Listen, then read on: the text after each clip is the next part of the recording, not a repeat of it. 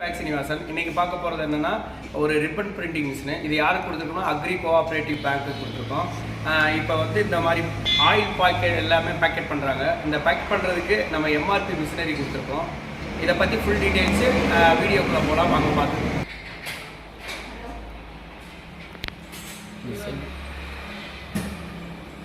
அப்படியே மிஷின் இல்லை வாய்ஸ்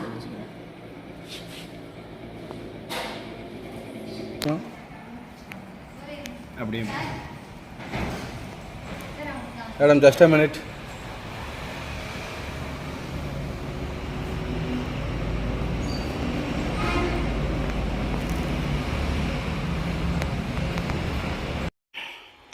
இப்போ பார்க்க போனீங்கன்னா இது என்ட்ரன்ஸு. நம்ம முன்னாடி கொடுத்துட்டு ஒரு ஃபோட்டோ எடுத்து வச்சுக்கிட்டோம். இப்போ பார்க்குறீங்கன்னா முன்னாடியே நம்ம லெட்டரை முன்னாடியே அதில் கம்போஸ் பண்ணிடணும். அதாவது ஃபார் எக்ஸாம்பிளுக்கு expiry date, manufacture date, batch number, price, உங்களுக்கு என்ன தேவையோ அந்த லெட்டரை தேவையான பிராஸ் லெட்டரை எடுத்து நம்ம ஒவ்வொன்றா கம்போஸ் பண்ணிக்கணும். கம்போஸ் பண்ணிவிட்டு அதுக்கு முன்னாடி நம்ம கம்போஸ் பண்ணுறதுக்கு முன்னாடி ரிப்பன் இருக்குது பார்த்தீங்களா, அந்த ரிப்பனை எப்படி ஃபீட் பண்ணுறதுன்றதை பார்த்துக்கணும். எல்லாமே அவுட்டர்லேயே நம்ம ஃபீட் பண்ணுற மாதிரி வரும். ஒரு ரிப்பன் ரீவைண்டிங் ஆகும், ஒரு ரிப்பன் வைண்டிங் ஆகும். மேலே மாட்டினது சைனிங் வெளியே இருக்கிறதா மாட்டணும், உள்ளே சைனிங் வெளியே இருந்து வர்ற மணிக்கு இருக்கும். அப்போ தான் நம்ம அச்சில் பிரிண்ட்டு விழுக்கும்.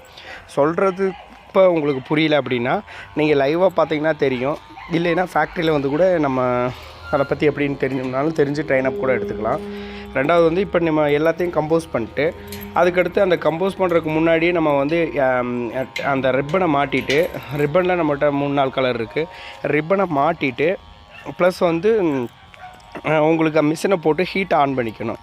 நீங்கள் லெட்டரை அதை கம்போஸ் பண்ணி போய்கிட்டு இருக்கிறப்பயே உங்களுக்கு லெட்ரு அந்த மிஷினும் ஹீட் ஆக ஆரம்பிச்சிடும். ஸோ ஹீட் ஆக ஆரம்பித்தோடனே உங்களுக்கு பொசிஷன் ஃபஸ்ட் டைம் ஒரு எம்டி கவரில் அடித்து பார்த்தீங்கன்னா ஹீட்டு உங்களுக்கு கம்மியாக இருந்துச்சுன்னா அதோட பிரிண்ட்டோட திக்னஸ் கம்மியாக இருக்கும். நல்லா ஹீட் ஆகிடுச்சு அப்படின்னா உங்களுக்கு பிரிண்ட் நல்லா பளிச்சுன்னு விழுகும். இது ஒரு கோஆப்ரேட்டிவ் கூட்டுறவு துறைக்கு கொடுத்துருக்கோம்.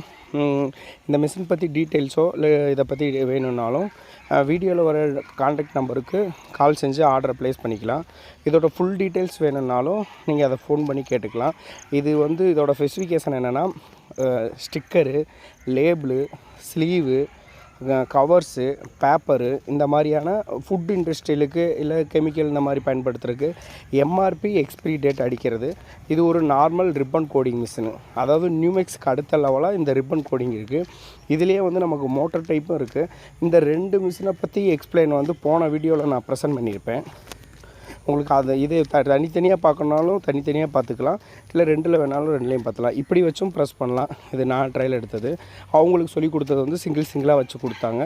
அவங்க பிகினிங்கில் இருக்கனால அவங்க சிங்கிளாக விடுறாங்க. போக போக போக போக கஸ்டமருக்கு செம்ம ஈஸி ஹேண்ட்லிங். அவங்க ரெகுலராக யூஸ் பண்ணுறனால அவங்களுக்கு என்ன கன்வீனியண்ட்டாக இருக்கோ அதுக்கேற்ற மாதிரி பொசிஷனில் வச்சு மார்க் பண்ணி வச்சு டபுள் சைட் டேப் வச்சு அந்த மாதிரிலாம் செட் பண்ணிக்குவாங்க.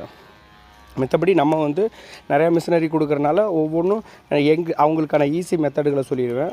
கொஞ்ச நாள் கழித்து பார்த்தா அவங்களே நம்மளை கூட ஈஸி மெத்தடில் சூப்பராக பயன்படுத்திகிட்டு இருப்பாங்க.